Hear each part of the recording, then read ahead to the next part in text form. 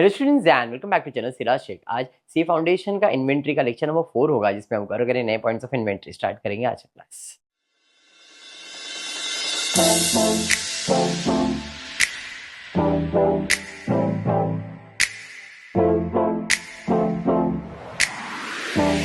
Previous class में हमने statement वाले सम्स किए थे to find what closing stock. चलिए आज भी हम ऐसे ही करेंगे।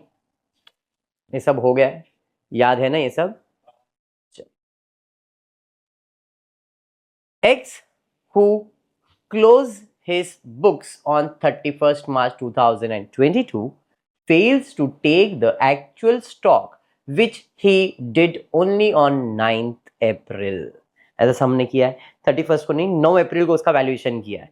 अब क्या करना पड़ेगा, जो जो चीज क्रेडिट था वो ऐड किया था, अब अपने उसको लेस करना है। समझ में आया? क्लोजिंग स्टॉक क्रेडिट होता है तो सेल्स भी उसमें क्रेडिट हुआ रहेगा। तो अभी सेल्स को अपन क्या करेंगे, डेबिट, यानी कि क्या करेंगे, क्रेडिट था तो लेस करेंगे। समझ में आ रहा है क्या? और जो ऐड होता है उसे अपन क्या करते हैं, लेस। परचेज वगैरह सब डेबिट साइड का है तो अपने को उसको लेस करना है। समझाइए? हाँ, चलिए स्टार्ट करते हैं। When it was ascertained by him for rupees 2,50,000।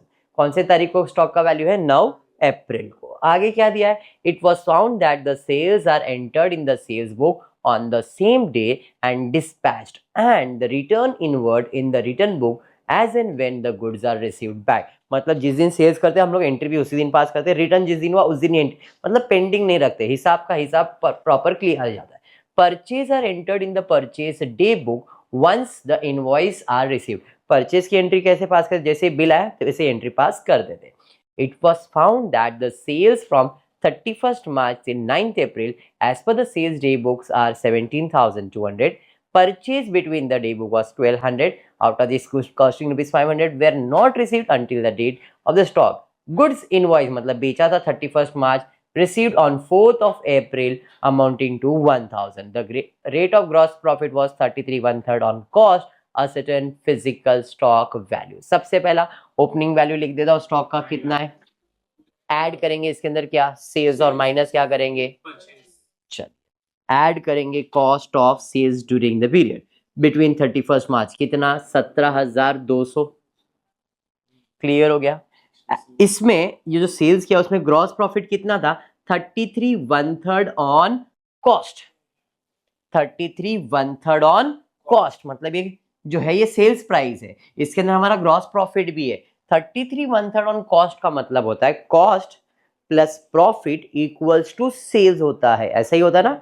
On cost है तो कॉस्ट 100 लिखने का, ऑन कॉस्ट बोला है तो कॉस्ट 100, प्रॉफिट 33 1/3 बोला है मतलब 33.33 हो जाएगा।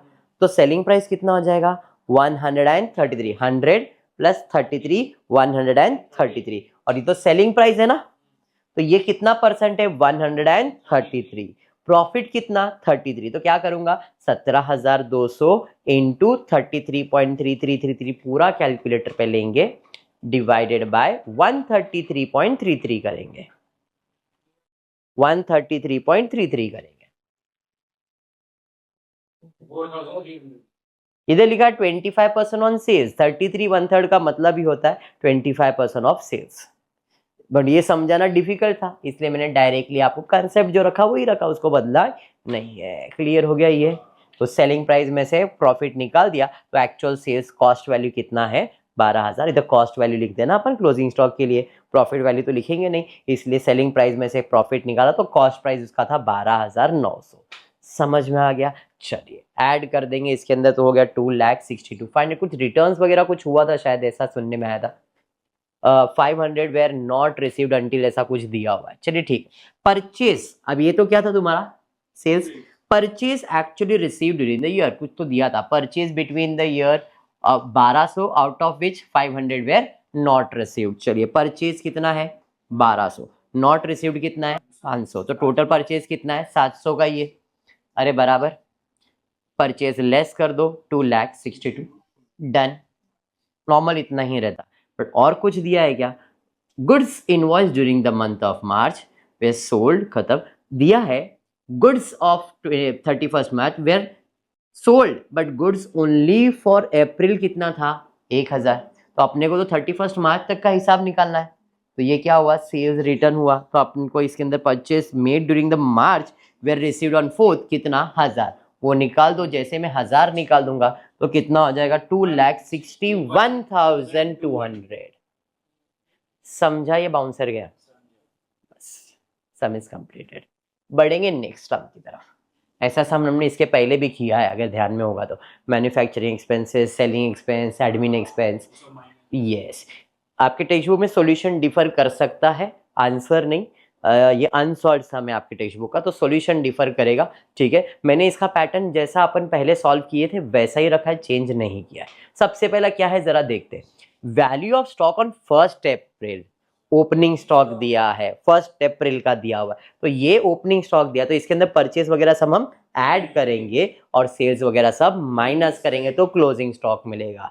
ये उल्टा हिसाब था, क्लोजिंग स्टॉक था, 1 अप्रैल का ओपनिंग नहीं, 9 अप्रैल का था। तो हमने सेल्स ऐड परचेज माइनस किया, बट यहाँ पे ओपनिंग स्टॉक था, इसमें परचेज ऐड होगा, एक्सपेंसेस ऐड होगा और सेल्स माइनस होगा। समझा ये? तो चलिए स्टार्ट करते। सबसे पहला ओपनिंग स्टॉक कितना है, 7 लाख। बट इस 7 लाख के अंदर तो गड़बड़ है, ये सॉल्यूशन नहीं था बाबा।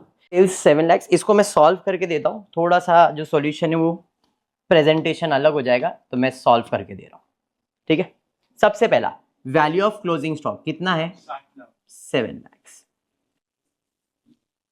अगर आप ध्यान से पढ़ो तो यहां पे दिया at the time of valuing closing stock on 31 March 2021 a sum of 60,000 was written off on a particular item which was originally purchased for, हमने 2 लाख का परचेस किया था, लेकिन जब हम वैल्यूएशन कर रहे थे तो 60,000 का गुड्स हमने रिटर्न ऑफ कर दिया था, तो बाकी चीज तो इसके अंदर रहेगा। इसे हम लोग क्या कहते हैं, एबनॉर्मल स्टॉक। तो हम क्या करेंगे, इसमें से लेस करेंगे एबनॉर्मल स्टॉक।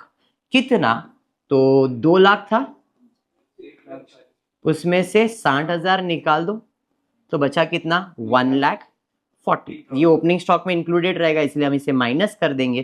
तो 7 लाख में से 1,40,000 माइनस करेंगे, 5,60,000। ओपनिंग स्टॉक का वैल्यू समझ में आ गया पक्का। अब ऐड करेंगे इसके अंदर जो भी आपने परचेज किया है, कुछ परचेज वगैरह किया है क्या देख लो।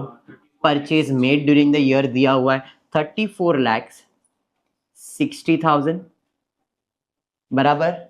ऐड करेंगे ट्रेडिंग एक्सपेंसेस यानी कि मैन्युफैक्चरिंग एक्सपेंसेस है ना, मैन्युफैक्चरिंग एक्सपेंसेस 7 लाख। और कोई एक्सपेंसेस है नहीं, फिर सेल्स है डायरेक्टली। ठीक है क्या, चलिए टोटल कर लेते हैं। 47,20,000। अब इसके अंदर हम लोग माइनस करेंगे क्या, सेल्स। तो सेल्स कितना है, 52,20,000। अब इस सेल के अंदर ना एक एबनॉर्मल सेल्स भी है।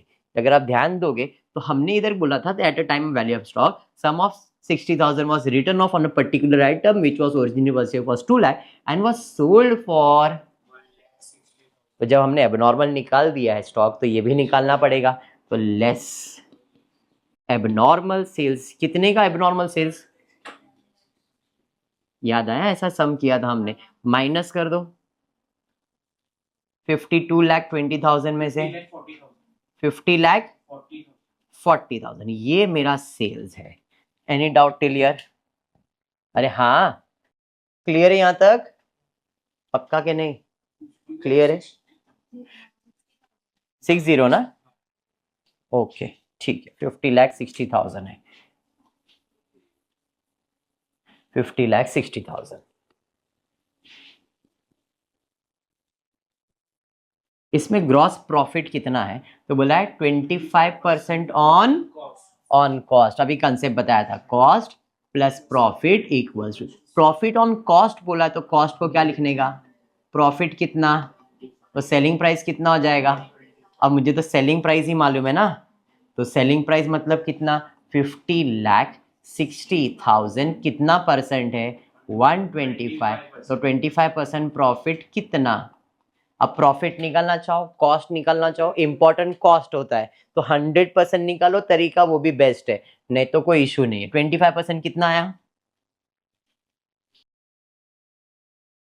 10,12,000 बराबर है। अब 10,12,000 50,60,000 में से माइनस कर दो तो मेरा सेल्स आ जाएगा cost of sales. Cost of sales 48,000। समझ में आया? 47,20,000 में से 40,48,000 माइनस कर दो, 6,72,000। तो ये आपका आंसर है। समझ में आया? पक्का?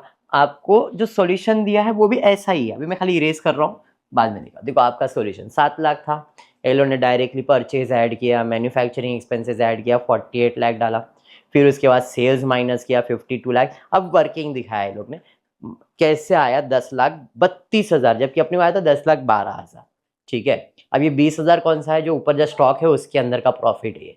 41 लाख माइनस किया 6,72,000। आंसर सेम है, कुछ भी चेंज नहीं। बट मैंने जो अभी आपको मेथड बताया वो कौन सा मेथड बताया? तो अगर आपको याद हो तो पिछले लेक्चर में सेम सम हमने किया हुआ है। ये देखो ये वाला, ये आपको याद होगा। देखो ये वाला सम किया था ना हमने। अरे भाई रुक जा, ये वाला सम किया था अगर आपको याद हो। ओपनिंग स्टॉक था, फिर and at a time of valuing of inventory on 31st March 17,500 was written off on a particular which was originally purchased for 50,000। Same सम। तो 50,000 कॉस्ट था, उसमें 17,500 निकाल तो एबनॉर्मल आइटम माइनस किया ओपनिंग स्टॉक में से। याद आया? ये वही सब। फिर उसके बाद सब एक्सपेंसेस हमने ऐड किया, फिर सेल्स माइनस किया, एबनॉर्मल सेल्स कितने का था, ग्रॉस। आंसर वही। तो ये पैटर्न कंटिन्यू करना था, इसलिए मैंने अभी जो आपको सॉल्यूशन दिया था वो इसी पैटर्न में दिया लिख के, क्योंकि बाद में ऐसा नहीं कि वो सम ऐसा किया और ये सम को ऐसा क्यों कर दिया। सम तो क्वेश्चन भी सेम था। तो सबसे पहला मैंने ओपनिंग स्टॉक लिखा, इसमें से एबनॉर्मल स्टॉक, एबनॉर्मल स्टॉक कैसे? 2 लाख में से 60,000 निकाला तो एबनॉर्मल स्टॉक वैल्यू कितना? 1,40,000 माइनस कर दिया। फिर एक्सपेंसेस वगैरह जो भी तुमने सब ऐड किया और अपने को मिल गया इसका कॉस्ट, ये 47,20,000 आएगा। ठीक है क्या? उसके बाद सेल्स, तो सेल्स में एबनॉर्मल सेल्स निकाल दो, नॉर्मल सेल्स में से एबनॉर्मल सेल्स को माइनस कर देंगे और जो बच जाएगा उसके बाद ग्रॉस प्रॉफिट निकालेंगे। ऑन कॉस्ट है वो कंसेप्ट तो क्लियर है, वो निकाल दो, काम हो जाएगा। समझ में आया सम का कंसेप्ट क्या है?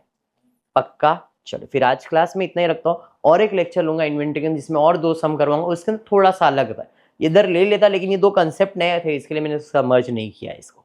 ठीक है, तो फिर आज के लिए इतना ही करेंगे। होपफुली वीडियो पसंद आया तो प्लीज वीडियो को लाइक कर देना, फ्रेंड्स ग्रुप में शेयर करना, चैनल को सब्सक्राइब करना। Thank you for watching the video.